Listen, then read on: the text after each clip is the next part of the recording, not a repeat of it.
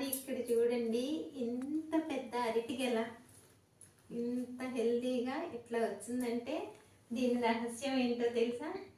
మనకి మన చెట్టుకి మందులు లేకుండా కాయించుకున్న నా అరటిగెల, నేను కష్టపడి కాయించిన అరటిగెల. చూడండి, ఎక్కడ మచ్చలు లేకుండా కాయ సైజు కూడా ఎంత పెద్దగా వచ్చిందో. మన యూకలిప్టస్ నర్సరీ దగ్గర అప్పుడు ఒక మొక్క వేసాను, ఎంచక్క ఇది రెండో గెల. ఎంత బాగా ఎంత హెల్తీగా వచ్చాయో. అదే మందులు వేసినవి అయితే ఇలా పండుతుంటేనే సమ్మర్లో బ్లాక్గా అయిపోతుంటాయి. ఇవి ఇలాగే పెట్టినా కూడా 1 వీక్ అయినా ఇలాగే గట్టిగా మంచిగా ఉంటాయన్నమాట.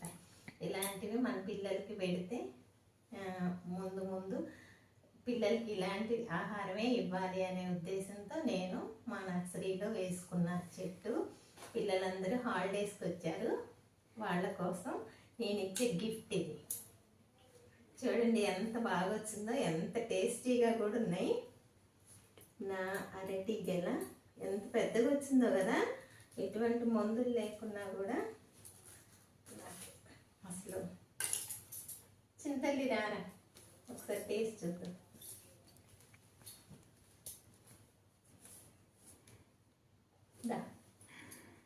మన పిల్లలకి మనం ముందు జీవితంలో ఇలాంటివి ఇవ్వాలి.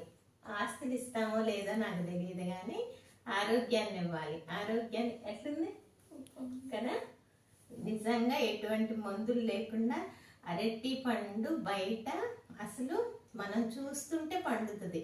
అప్పుడు గ్రీన్గా ఉంటుంది, 1 అవర్లో ఎల్లో కలర్లోకి వస్తుంది. అంత మెడిసిన్ వేసి పండబెడతారనమాట. నేను ఇలా గెల తెచ్చి ఇక్కడ పెట్టాను, దానంతటి కదిగా ఇంత బాగా పండింది. చూడండి, ఇంకా కింద పండవలసినవి ఉన్నాయి. ఇవి ఈ సమ్మర్లో నా పిల్లలకి ఇచ్చే గిఫ్ట్ అనమాట ఇది.